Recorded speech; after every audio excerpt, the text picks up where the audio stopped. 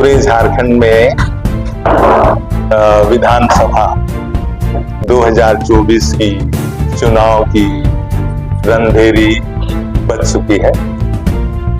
सभी लोग इस चुनाव में जोर शोर से जो है अपना जोर आजमा रहे हैं। अखिल भारतीय तृणमूल कांग्रेस भी उसका एक अंग रहा है और हमने भी पूरे झारखंड में, विशेष रूप से वेस्ट बंगाल के सटे हुए हर एक झारखंड के विधानसभा क्षेत्र में कुल मिलाकर के 30 से 35 सीट में हमने पूरी तैयारी इलेक्शन की कर रखी थी। और आप लोगों ने देखा भी होगा कि अखिल भारतीय तृणमूल कांग्रेस ही एक ऐसी पार्टी रही जो 7 सीटों पर अपने प्रत्याशी के साथ में सीटों की घोषणा की थी। इस विधानसभा चुनाव में जब हमारे गठबंधन के जो पार्टियां हैं, उस गठबंधन की पार्टियों के सीट बंटवारे को लेकर के बहुत विवाद रहा है और कुछ पार्टियों ने उस गठबंधन में रहने का निर्णय लिया, किसी ने गठबंधन में ना रहने का निर्णय लिया, क्योंकि सीट के बंटवारे में बहुत सारी अपनी अपनी पार्टियां मनमानी करती रही। और हम अखिल भारतीय तृणमूल कांग्रेस पहले से ही गठबंधन में हम रहे हैं, गठबंधन में हम सहयोग करते रहे हैं, लेकिन हमारी जो तैयारी थी उस हिसाब से 30 से 35 सीट में लड़ना था और मैंने 7 सीट की घोषणा कर दी थी। इसीलिए हम गठबंधन में बहुत ज्यादा इंटरेस्ट दिखाया नहीं।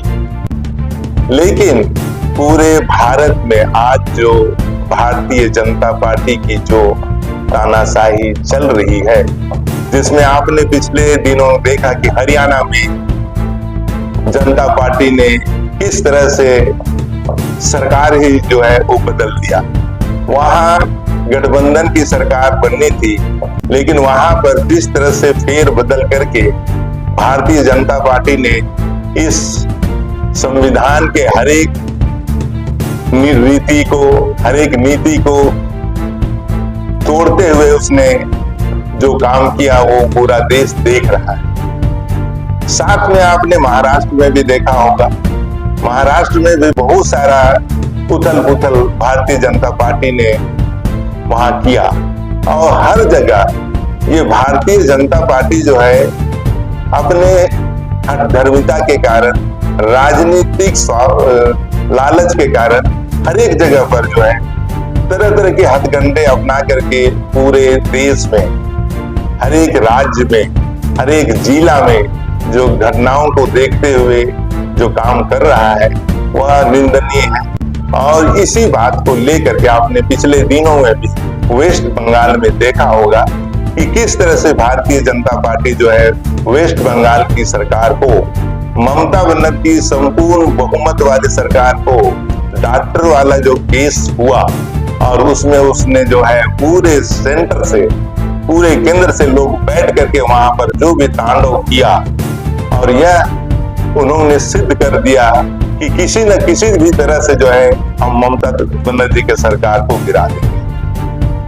इन सब बातों का आकलन करने के बाद में यह देखा गया कि भारतीय जनता पार्टी जब तक देश में रहेगा, भारत के लोगों का जीना जो है वो सुखवार नहीं होगा, शांति से हम जी नहीं पाएंगे। इसी बातों को लेकर के चूंकि हम अखिल भारतीय तृणमूल कांग्रेस होकर के 7 सीट का घोषणा भी किया था, लेकिन जब हमने आला कमान से बात किया, ममता बनर्जी से बात किया, अभिषेक बनर्जी से बात किया, तो उन्होंने कुछ निर्णय लिया, जो ठोस निर्णय लिया कि भारतीय जनता पार्टी को रोकने के लिए झारखंड में हम भी उसी की तरह से जो है कदम उठाएंगे। और उसने एक बहुत बड़ा निर्णय लिया और पूरे झारखंड में उन्होंने इंडिया गठबंधन को साथ देने के लिए खड़ा हुआ और ममता बनर्जी और अभिषेक बनर्जी ने यह निर्णय लिया कि हम झारखंड में तृणमूल कांग्रेस अलग से कोई भी सीट नहीं लड़ेगी और गठबंधन में के जो सरकार बनेगी या गठबंधन के जो प्रत्याशी होंगे, जो इंडिया गठबंधन के होंगे, हम पूरे 81 सीट पर हम मदद करने के लिए हमारी तृणमूल कांग्रेस के कार्यकर्ता पदाधिकारी खड़ा होंगे और हम किसी भी तरह से भारतीय जनता पार्टी को हम जीतने नहीं देंगे। इन्हीं सब निर्णय को लेते हुए ममता बनर्जी ने वेस्ट बंगाल के पूरी केंद्रीय कमेटी के साथ मीटिंग बैठ करके झारखंड में तृणमूल कांग्रेस अलग से इलेक्शन नहीं लड़ेगी, किंतु इंडिया गठबंधन के पूरे सहयोगों को मदद करेगी और जहां जहां हमारे प्रत्याशी जो इंडिया गठबंधन के हैं, तृणमूल कांग्रेस के पदाधिकारी, उपाध्यक्ष, जिला अध्यक्ष सब मिलकर वहां जो भी इंडिया गठबंधन के लोग होंगे, प्रत्याशी होंगे, उनका जोर शोर से जो है मदद करेगी और हम पूरे झारखंड में तृणमूल कांग्रेस अलग से इलेक्शन नहीं लड़ रहे। एक बात बताइए सर, आपके झारखंड वो आप लोग को फिर भी आप उसके साथ?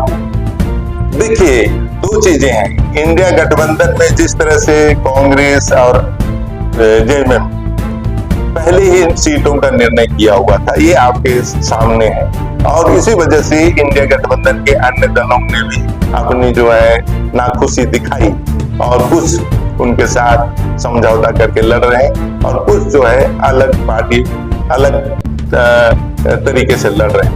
लेकिन हम लोग ने भी उसी तरह से जो है इंडिया गठबंधन में होते हुए भी, चूंकि हमारी तैयारियां थी और सीट बंटवारे में बहुत सारे रुझान नहीं आ रहे थे, तो हम लोग ने इंडिया गठबंधन को छोड़ करके अलग से लड़ने का निर्णय लिया। लेकिन ये सारा निर्णय जो है हमारी ममता बनर्जी ने इन तमाम देश की स्थिति को देखते हुए उन्होंने ये घोषणा किया और अलग से लड़ने की योजना नहीं बनी। आप लोग चाहते थे?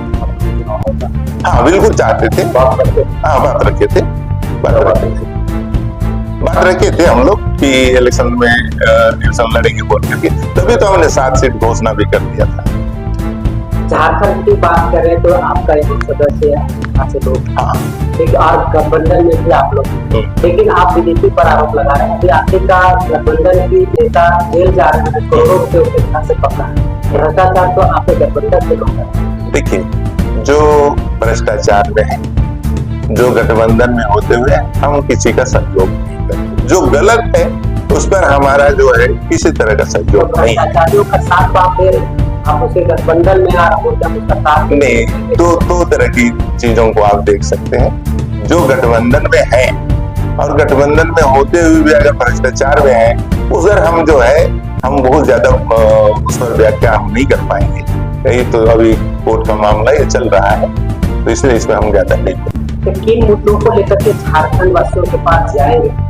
जो यहाँ की समस्या आप देख रहे हैं, शिक्षा है, रोजगार है, ऐसा तमाम मुद्दों को लेकर के बहुत सारी समस्या है, तो किन मुद्दों को लेकर के जनता के पास? हमारा तृणमूल कांग्रेस का जो नीति रही है, हम जल जंगल जमीन, विकास, बेरोजगारी और महंगाई, ये हमारा मुद्दा रहा है। स्वास्थ्य जो है हमारे लोगों को मिलना चाहिए, हमारी जो नीति रही है और हम उसको लेके चलते हैं, वो है वेस्ट बंगाल की नीति। हम तृणमूल कांग्रेस जो है वेस्ट बंगाल बेस्ड है, इसलिए जल जंगल जमीन, विकास, महंगाई, महिलाओं का उत्थान, यही सब मुद्दों पर हम जो है जल जंगल जमीन का झारखंड में भी मुद्दा है, लोग उठा रहे हैं। तो जिस तरीके से अभी आप देख रहे हैं डॉक्टर इरफान अंसारी जो महिला बीजेपी की महिला है, उनका अभद्र टिप्पणी किया, क्या इस तरीके से जल जंगल जमीन का रक्षा हो पाएगा? नहीं। देखिए, हम इरफान के इस बयान को हम सीधे से खारिज करते हैं और वो गलत है। इसलिए गलत है कि देखिए, महिलाओं का सम्मान के लिए देश में तरह तरह की योजनाएं बनाती है और वो महिला जो है वो झारखंड के दिसुम गुरु या शिबू सोरेन की बहू है। ऐसी परिस्थिति में अगर वो टिक्का टिप्पणी उन्होंने किया है, ये गलत है। हम वैसे भी महिलाओं का सम्मान करते हैं, तो ये भी किसी भी तरह से ये सराहनीय नहीं है। इसका जो है हम जो है विरोध करते हैं और इस पर जो है हम सहमत नहीं है। कि वो जो बोल रहा है वो गलत बोल रहा है। ये किसी भी तरह से झारखंड के लिए नहीं, देश के लिए भी एक अच्छी बात नहीं।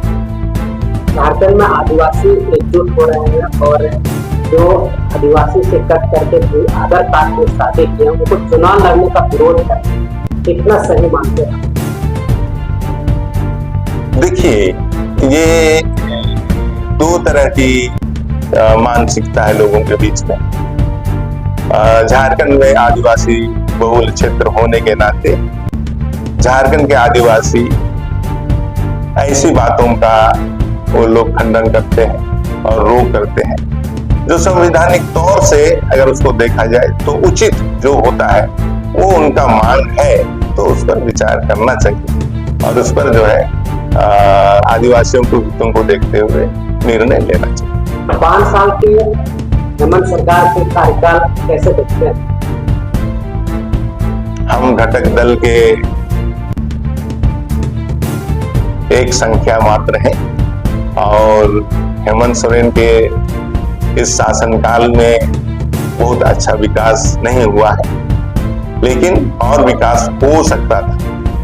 लेकिन बहुत सारी ये राजनीतिक बातें हैं जिनके कारण विकास नहीं हुआ, किंतु और विकास होना चाहिए था। आप ये आदिवासी हैं और आपकी पार्टी यहाँ अच्छी खासी संख्या में लोग हैं। आदिवासियों के लिए क्या ऐसा योजना बनाए जिससे पलायन, धर्मांतरण या उनको शिक्षा रोजगार के लिए अवसर प्रदान? यह कहना उचित नहीं होगा कि सिर्फ आदिवासी है तो आदिवासी हितों को ही देखा जाए। झारखंड में जितने भी जाति धर्म के लोग यहाँ निवास करते हैं, बहुत मेल प्रेम से पहले भी रहते थे और अभी भी हैं। राजनीतिक कारणों से ही ये धर्म की बातें, जाति की बातें आती है। तो यहाँ जो झारखंड जो है एक रिच स्टेट है।